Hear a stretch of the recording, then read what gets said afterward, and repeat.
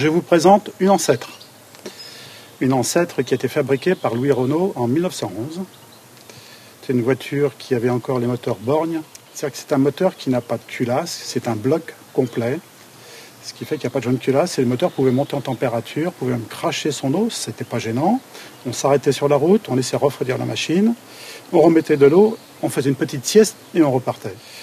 Et qui avait que 10 chevaux fiscaux, 4 cylindres, et qui roulait à une vitesse de 50-60 km/h sur des routes qui étaient très mal carrossées. Donc ce qui voulait dire panne fréquente et arrêt très très fréquent pour pouvoir réparer. Les gens qui étaient propriétaires de ce genre de véhicule avaient leurs mécaniciens, leurs chauffeurs propres à eux, qui avaient déjà des notions de mécanique.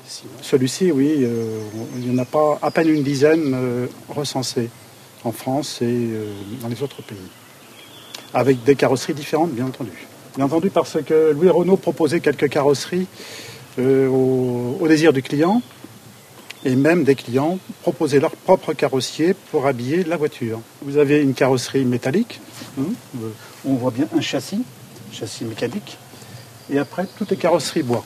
Pour pouvoir éclairer la nuit, ce qui n'était pas une mince affaire, même si elle ne roulait pas vite, il fallait quand même qu'elle éclaire et qu'elle se fasse voir. Elle disposait d'une bouteille acétylène avec des petites pastilles, des gouttes d'eau qui formaient un gaz, le gaz acétylène, qui alimentait les phares que vous avez à l'avant. Et autrement, vous aviez ces petites lanternes, comme sur les carrosses, on y retrouve toujours, comme sur les charrettes, une de chaque côté, avec de l'alcool dedans. 3 vitesses plus marche arrière, c'est un petit peu le système de la moto, c'est-à-dire que les vitesses sont en ligne, les unes derrière les autres. Vous avez cette petite manette-là qui est là, qui est sur le tablier.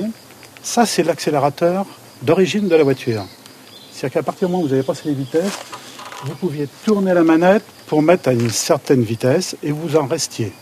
Si vous vouliez doubler un vélo ou un piéton, vous aviez juste appuyé sur la pédale qu'on appelle accélérateur maintenant pour revenir après à la vitesse initiale.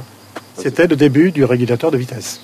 Sur le tablier, qui est cette partie de la voiture, vous aviez la plaque du constructeur, mais vous aviez aussi la plaque de l'assureur.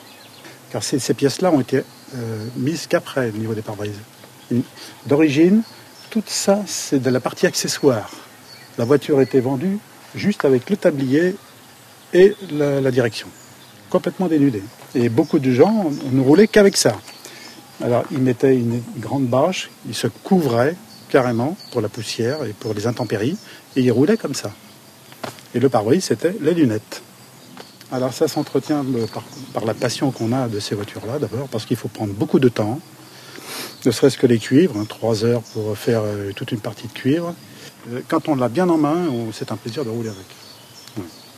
Par contre, de rouler tout seul dans la circulation actuelle, c'est très délicat parce que au niveau freinage, vous avez que la puissance du freinage en sortie de boîte et des roues arrière. Il n'y a pas de frein à l'avant, donc il faut anticiper. Mais en général, les gens sont tellement ravis